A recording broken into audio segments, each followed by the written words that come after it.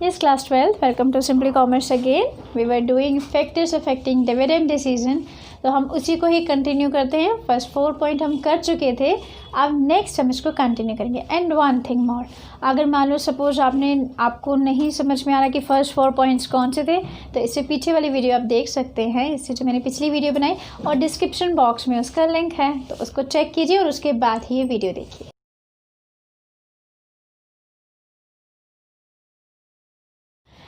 Yes बेटा, हम लोग क्या कर रहे थे, फैक्टर्स अफेक्टिंग डिविडेंड डिसीजंस. तो डिविडेंड डिसीजंस जब ले रहा होता है एक फाइनेंशियल मैनेजर, तो कौन कौन सी चीज़ों को वो सोचता है और फिर वो डिसाइड करता है कि कितना पैसा मुझे रखना है, बिजनेस में ही रखना है, मतलब डिविडेंड डिस्ट्रीब्यूट नहीं करना है, और कितना मुझे डिविडेंड डिस्ट्रीब्यूट करना है. मतलब दो चीज़ों के बीच में फैसला लेना है.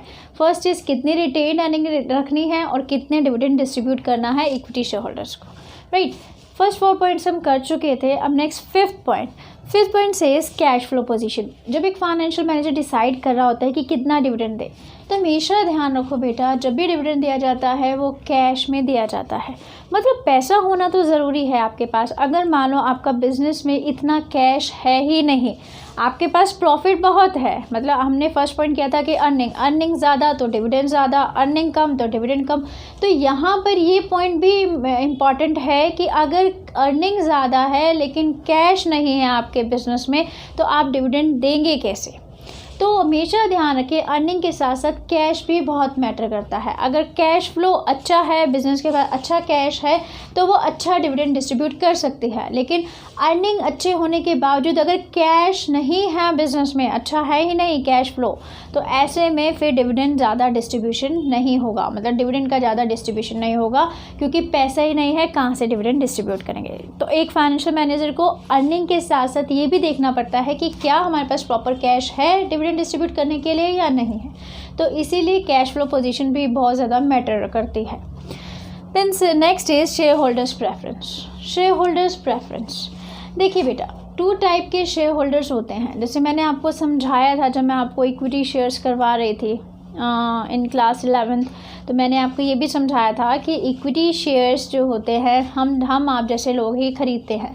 तो हम लोग खरीदते हैं शेयर्स. अब शेयर होल्डर्स भी डिफरेंट टाइप के होते हैं. कई ऐसे लोग होते हैं जैसे हैंडीकैप पीपल या फिर कोई एजेड पीपल, जिनको लगता है कि उनकी जो अर्निंग है वो एक्चुअली इन्हीं शेयर्स पे ही डिपेंड है.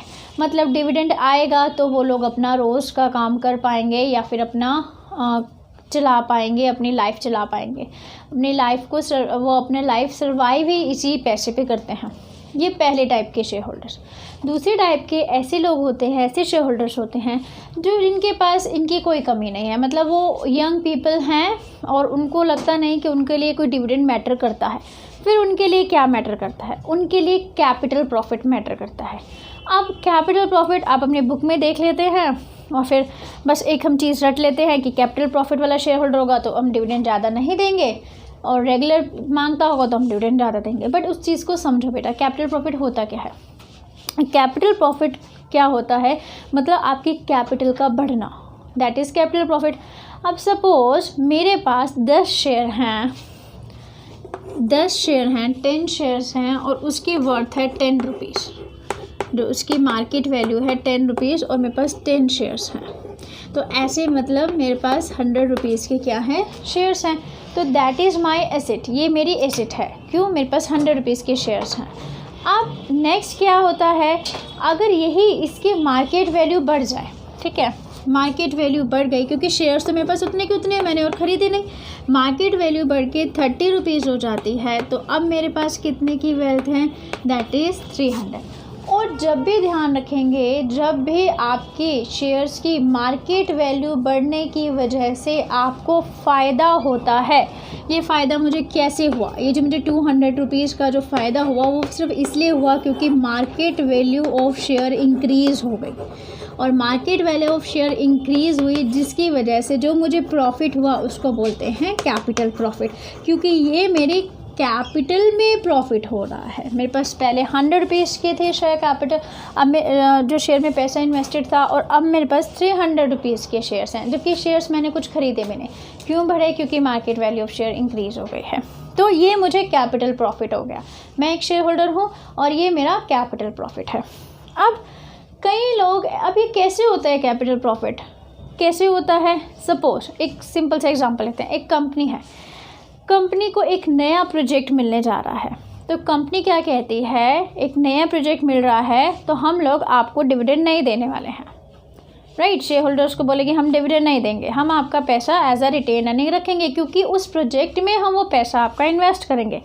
यहाँ पर वो डिविडेंड नहीं दे रही है क्योंकि उसने नए प्रोजेक्ट में वो पैसा लगाना है, लेकिन यहाँ पर वही पैसा जो वो नए प्रोजेक्ट में लगाएगी, तो इससे मार्केट के अंदर जो शेयर मार्केट है, जो स्टॉक मार्केट है, उसके अंदर कंपनी की पोजीशन हाई हो जाएगी, गुडविल बढ़ जाएगी कि ये से एक नया प्रोजेक्ट लेने वाली है कंपनी और उसमें वो बहुत ज़्यादा प्रॉफिट अर्न करने वाली है। और जैसे ही बात जाएगी मार्केट में, तो उतने ही लोग शेयर की डिमांड करेंगे। ठीक है, शेयर खरीद लेते हैं, अब तो ये प्रॉफिट में जाएगी तो डिविडेंड भी ज़्यादा देगी। तो जैसे ही डिमांड बढ़ेगी शेयर्स की, उसी टाइम ही शेयर के प्राइसेस क्या हो जाएंगे? अप हो जाएंगे। शेयर के प्राइसेस अप हो गए हैं। क्यों हुए हैं? फिर से देखते हैं। डिविडेंड, एक नया प्रोजेक्ट आया, प्रोजेक्ट की वजह से रिटेन अर्निंग करनी पड़ी। मतलब रिटेन अर्निंग का मतलब क्या है? रिटेन अर्निंग करी कंपनी ने। रिटेन अर्निंग का मतलब नो डिविडेंड, कोई डिविडेंड नहीं दिया। रिटेन अर्निंग करी, कोई डिविडेंड नहीं दिया, जिसकी वजह से market price of share increase हो गए, मार्केट प्राइस बढ़ गए और कैपिटल प्रॉफिट हो गया। तो कैपिटल प्रॉफिट इस टाइम किस वजह से हुआ है? इस टाइम डिविडेंड ना देने की वजह से हुआ है कैपिटल प्रॉफिट। अब ध्यान से समझना, ये दोनों एक दूसरे के उल्टे हैं। या तो डिविडेंड दिया जाता है, या फिर जब डिविडेंड नहीं दिया जाता तो कैपिटल प्रॉफिट के चांस रहते हैं। ये चीज़ हमने समझी कि डिविडेंड नहीं दे गया तो कैपिटल प्रॉफिट हो गया एक शेयर होल्डर को। अब फिर से हम वापस अपने पॉइंट पे आते हैं। हर एक शेयर होल्डर कंपनी के जो शेयर होल्डर्स हैं वो 2 टाइप्स के होते हैं। एक, वो चाहते हैं मुझे कैपिटल प्रॉफिट से कोई लेना देना नहीं है, आगे market value of share increase होते हैं नहीं होते, मुझे कुछ लेना देना नहीं है, मुझे एक रेगुलर डिविडेंड चाहिए क्योंकि मैं इसी डिविडेंड पे डिपेंड हूँ। तो यहाँ पर वो कैपिटल प्रॉफिट नहीं मांगते। वो कौन से लोग हैं? जैसे एग्जांपल मैंने आपको दिया, जिनकी पूरा का पूरा जो डिपेंड है वो इसी अर्निंग पे ही डिपेंड है, डिविडेंड की इनकम पे। तो अब वो क्या चाहते हैं कि हमें तो रेगुलर डिविडेंड दिया जाए, तो हम रेगुलर डिविडेंड लेना चाहते हैं, हमें कैपिटल प्रॉफिट में कोई भी इंटरेस्ट नहीं है, राइट। अब दूसरे टाइप के शेयर होल्डर्स कौन से हैं? दूसरे टाइप के शेयर होल्डर्स कहते हैं कि नहीं, हमें डिविडेंड की कोई ज़रूरत नहीं है कि आप हर साल हमें डिविडेंड दें, रेगुलर डिविडेंड मत दीजिए, लेकिन आप उसी डिविडेंड को किसी प्रोजेक्ट में अगर आप लगा रहे हैं तो वो मुझे कैपिटल प्रॉफिट देगा। तो अल्टीमेटली मुझे कैपिटल प्रॉफिट चाहिए है।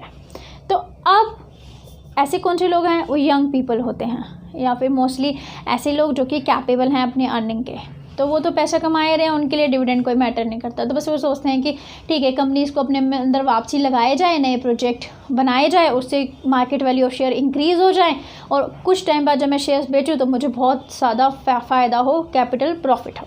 तो वो लोग ये चाहते हैं। तो अब बिज़नेस को या फाइनेंशियल मैनेजर को ये देखना पड़ता है कि उसके शेयर होल्डर किस टाइप के हैं। उसके share holder regular dividend demand करने वाले हैं या उसके share holders capital profit demand करने वाले हैं। अगर उसके share holders regular dividend demand करने वाले हैं तो उनको डिविडेंड दिया जाएगा, रिटेन अर्निंग नहीं की जाएगी ज़्यादा। लेकिन अगर उसके शेयर होल्डर्स में maximum number of share holders वो हैं जो कि कैपिटल प्रॉफिट चाहते हैं, जिनको रेगुलर डिविडेंड से कोई इफेक्ट नहीं पड़ता, तो ऐसे टाइम पे रिटेन अर्निंग ज़्यादा की जाएगी और डिविडेंड कम डिस्ट्रीब्यूट किया जाएगा। आई थिंक ये पॉइंट आपको क्लियर हो गया होगा, ठीक है। तो ये टाइप ऑफ शेयर होल्डर्स पे भी डिपेंड करता है कि कंपनी के या बिज़नेस के शेयर होल्डर्स हैं वो किस तरह के हैं। तो शेयर होल्डर्स क्या चाहते हैं, share holders preference. Then next is 6 is taxation policy. Taxation policy ये क्या होता है? टैक्सेशन पॉलिसी एक्चुअली ये एक पॉइंट क्या कहता है, ये कहता है, देखो एक चीज़ ध्यान से समझना। पहले क्या होता था, अराउंड 2013 2013 क्या होता था कि जब भी डिविडेंड दिया जाता था एक शेयर होल्डर को, तो एट दैट टाइम कंपनी को उस डिविडेंड पे टैक्स देना पड़ता था गवर्नमेंट को। मतलब सपोज़ मैं कंपनी हूँ या फाइनेंशियल मैनेजर हूँ और आप क्या हैं, इन्वेस्टर हैं, एक शेयर होल्डर हैं, मैं आपको 15 रुपये का आपको क्या दे रही हूँ, डिविडेंड दे रही हूँ। तो उस 15 रुपये के डिविडेंड पे जो टैक्स बनेगा वो मैं भरूँगी। अब एक सिंपल सी बात समझो, अगर मैं आपको 15 का 15 रुपये ही डिविडेंड दे दूँगी तो मैं टैक्स कहाँ से लाऊँगी पैसा। तो ऐसे में जब डिविडेंड दिया जाता था तो कम डिविडेंड दिया जाता था। क्यों? कंपनी आपको 10 रुपये देगी, जो टैक्स बना वो आपके जो 5 रुपये रखे हुए हैं ना उसी में से दे देगी वो उसको। तो मतलब ये हो गया कि जब डिविडेंड पे टैक्स कंपनी को भरना पड़ता है तो वो कम डिविडेंड देगी, राइट। और जब डिविडेंड पे टैक्स एक शेयर होल्डर को भरना पड़ता है तो कंपनी को कोई फिक्र नहीं है, वो सारा पैसा भी दे देगी, शेयर होल्डर अपने आप ही टैक्स भरता रहेगा। 2013 के अराउंड ऐसा था कि ऐसा था कि डिविडेंड पे टैक्स कौन देता था? कंपनी ही देती थी, तो वो कम डिविडेंड डिक्लेयर करती थी, नहीं तो बहुत टैक्स देना पड़ेगा उसको।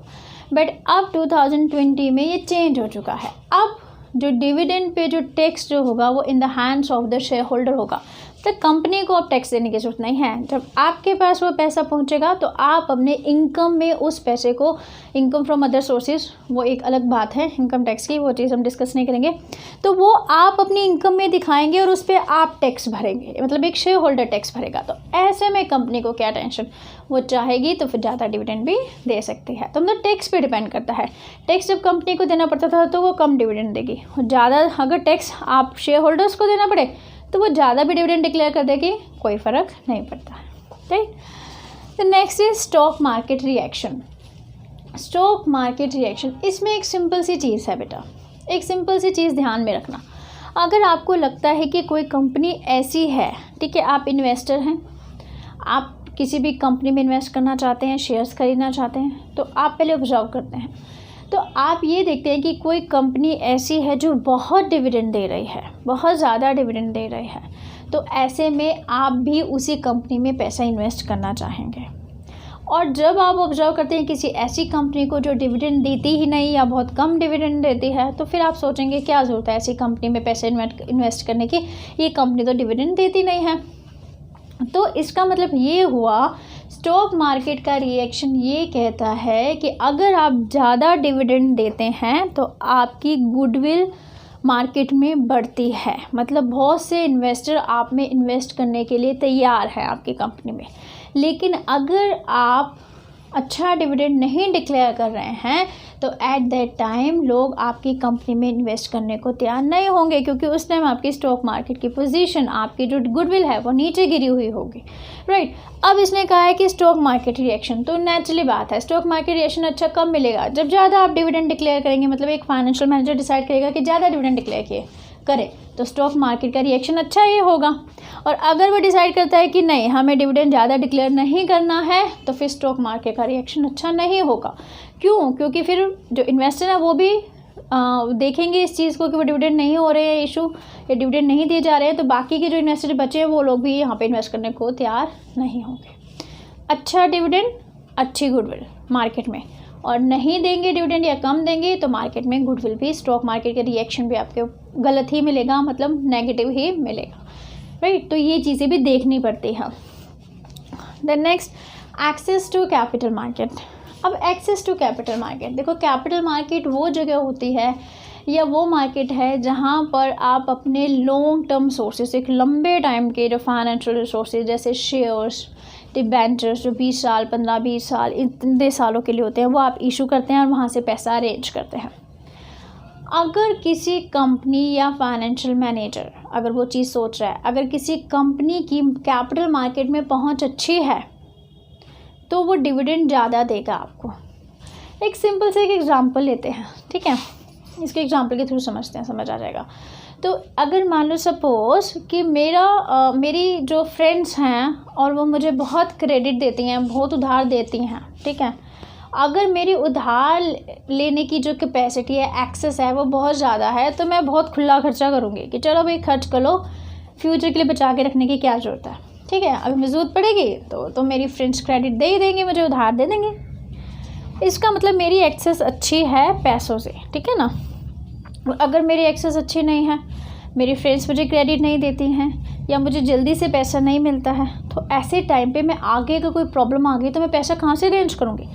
तो अगर मेरी एक्सेस अच्छी नहीं है पैसा अरेंज करने के लिए, तो ऐसे में मैं पैसा ज़्यादा बचा के रखूँगी और कम खर्चा करूँगी, राइट। ऐसा ही होगा। तो सेम ऐसा हम कंपनी पे लेते हैं, एक्सेस टू कैपिटल मार्केट। अगर किसी कंपनी की बहुत अच्छी एक्सेस है, फटाफट पैसा अरेंज हो जाता है, तो अब फटाफट पैसा अरेंज हो जाता है तो उसको पैसा बचा के रखने की ज़रूरत क्या है, रिटेन अर्निंग करने की क्या ज़रूरत है, बांट दो सारा का सारा डिविडेंड में। क्यों? क्योंकि अगर पैसे की ज़रूरत पड़ेगी तो मार्केट में से हम पैसा उठा लेंगे, क्योंकि हमारी एक्सेस अच्छी है, और कोई नया प्रोजेक्ट आएगा तो उठा लेंगे पैसा, तो ये तो बहुत इजी वाला काम हो जाएगा उसके लिए। तो रिटेन अर्निंग वो ज़्यादा नहीं रखेगा, पैसा बचा के रखने की क्या ज़रूरत है। लेकिन अगर कैपिटल मार्केट से एक्सेस अच्छी नहीं है, मतलब जब पैसे की ज़रूरत मिले तो इतनी जल्दी पैसा अरेंज नहीं हो पाता, तो फिर फाइनेंशियल मैनेजर सोचता है नहीं, हम लोग सारा पैसा डिविडेंड में नहीं देंगे। क्यों? क्योंकि हम तो जब पैसे की ज़रूरत पड़ेगी तो कैपिटल मार्केट से तो अरेंज कर नहीं पाएंगे, तो क्यों नहीं हम रिटेन अर्निंग करें, मतलब डिविडेंड कम दें और कुछ पैसा अपने आगे फ्यूचर के प्रोजेक्ट्स के लिए बचा के रखें। इन शॉर्ट अगर मैं 2 लाइन में कहूँ तो ये कह सकते हैं, अगर एक कंपनी की कैपिटल मार्केट में एक्सेस अच्छी है तो वो क्या करेगा, डिविडेंड ज़्यादा डिस्ट्रीब्यूट करेगा और रिटेन अर्निंग कम रखेगा। और अगर इसके कॉन्ट्रा चलते हैं, अगर उसकी एक्सेस कैपिटल मार्केट में अच्छी नहीं है, मतलब जल्दी पैसा अरेंज नहीं कर पाता वो कर पाती कंपनी, तो ऐसे में वो रिटेन अर्निंग ज़्यादा रखेगा और डिविडेंड कम डिस्ट्रीब्यूट करेगा। क्लियर? चलिए next, legal constraints. Legal constraints ऐसा नहीं होता कि आपको अर्निंग हुई फाइनेंशियल मैनेजर को और फिर बाद में उसने डिविडेंड सारा बांटना स्टार्ट कर दिया, अपनी मर्जी है। नो, ऐसा नहीं होता। एक बहुत सारी कॉन्स्ट्रेंट्स होती हैं, लीगल फॉर्मेलिटीज़ होती हैं जिसमें सब चीज़ें देखनी पड़ती हैं, कितना डिविडेंड देना है उस पर भी कॉन्स्ट्रेंट्स होते हैं, उस पर भी कुछ रिस्ट्रिक्शन होती हैं। ये रिस्ट्रिक्शन होती है कि कैपिटल में से आप अपना डिविडेंड को नहीं बांट सकते हैं, मतलब अपने कैपिटल को कम नहीं कर सकते। अगर आपके पास कैश फ्लो नहीं है तो आप कैपिटल से उठा लें, तो ये चीज़ें नहीं कर सकते। तो ऐसे बहुत सारी लीगल कॉन्स्ट्रेंट्स होती हैं, मतलब लीगल फॉर्मेलिटीज़ होती हैं, ये लीगल चीज़ें होती हैं जो चेक करनी पड़ती हैं डिविडेंड डिक्लेयर करने से पहले। तो एक फाइनेंशियल मैनेजर को डिफरेंट लीगल चीज़ें भी चेक करनी चाहिए डिविडेंड डिक्लेयर करने से पहले, तो इसीलिए डिसाइड करते हुए तो वो ये चीज़ें भी चेक करता है। The next is contractual consideration. Contractual consideration ये मेनली किसकी तरफ से होते हैं, अगर बिजनेस कोई भी बोरो करता है, फाइनेंस को बोरो करता है, मतलब जैसे डिबेंचर इशू करता है, बैंक से लोन लेता है, क्योंकि इनको इंटरेस्ट देना ही पड़ता है। अब ये लोग क्या करते हैं, एक एग्जांपल लेते हैं प्रैक्टिकली। इनको पता है कि हमें तो इंटरेस्ट मिलना है, राइट। अब ये क्या करेंगे, ये कंपनी को ये कहेंगे कि आप ज़्यादा डिविडेंड मत डिस्ट्रीब्यूट कीजिए। क्यों? क्योंकि आप ज़्यादा इस टाइम डिविडेंड डिस्ट्रीब्यूट कर लेंगे और कुछ बचा के नहीं रखेंगे फ्यूचर के लिए, अगली बार आपको प्रॉफिट कम होता है तो हमें कैसे देंगे आप पैसे। मतलब उन्होंने एक लीगल एक कॉन्सेंट्रेट फिक्स कर दिया, यहाँ पर एक रिस्ट्रिक्शन कर दी कंपनी पे। क्यों? क्योंकि उनको अपनी फिक्र है कि अगर ये ज़्यादा डिविडेंड दे देंगे, अगले साल नहीं प्रॉफिट अर्न हो तो कहाँ से हमें देंगे ये पेमेंट। तो ये जब ये लोन ले रही होती है कंपनी या किसी से बोरो कर रही होती है फ़ंड को, तो एट दैट टाइम जब कॉन्ट्रैक्ट होते हैं तो उसमें ये चीज़ें भी लिखी जाती हैं कि यस आप इससे ज़्यादा, अगर आपका प्रॉफिट इतना होगा तो आप इससे ज़्यादा नहीं इशू करेंगे, आपका प्रॉफिट उतना होगा तो आप उससे ज़्यादा डिविडेंड इशू नहीं करेंगे।